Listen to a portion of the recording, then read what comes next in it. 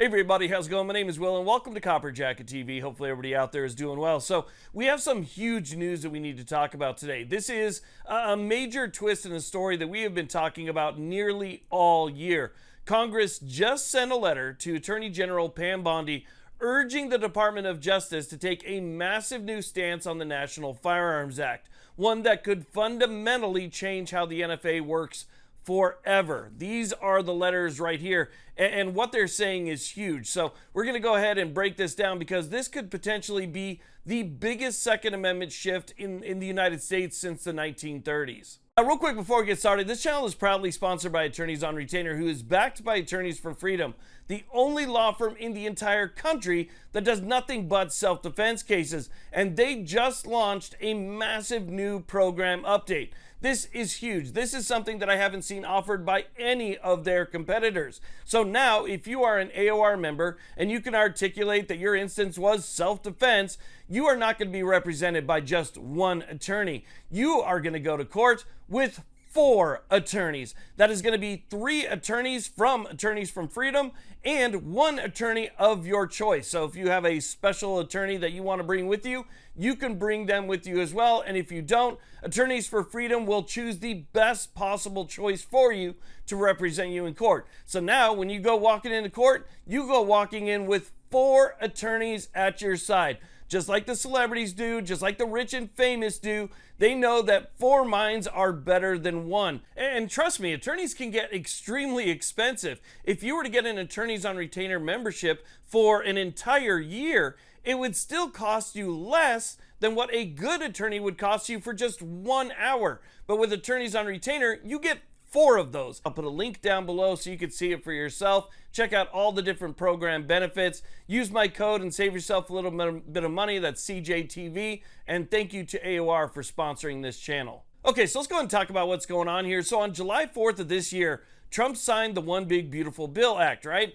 Inside of that bill was Section 70436, which is a section that set the NFA excise tax on certain arms to 0. Things like SBRs, SBSs, and suppressors all went from 200 to 0. And this is what we need to consider. For decades, the NFA tied 2 things together. 1, a tax on certain arms, and 2, a registration and transfer system that basically enforced that tax. So here's the key takeaway from that.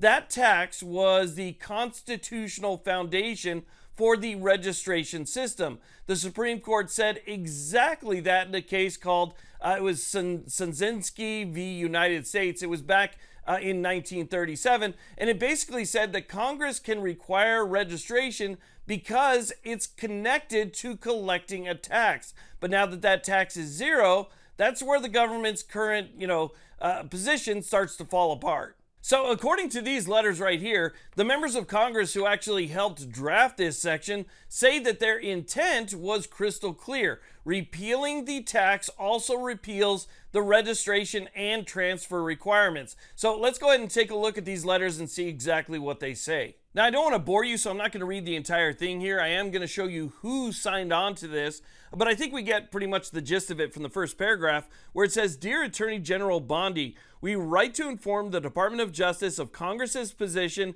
and intent regarding ongoing litigation challenging the National Firearms Act, the NFA, registration and transfer requirements for non-taxed NFA firearms.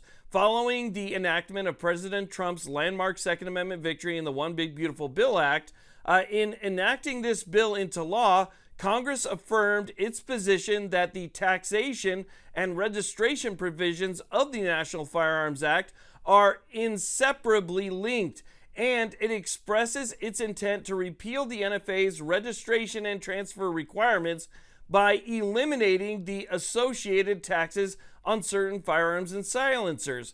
Therefore, we urge the Department of Justice to adopt and advance Congress's stated position in all litigation concerning these provisions to ensure that congressional intent is accurately represented and upheld before the courts."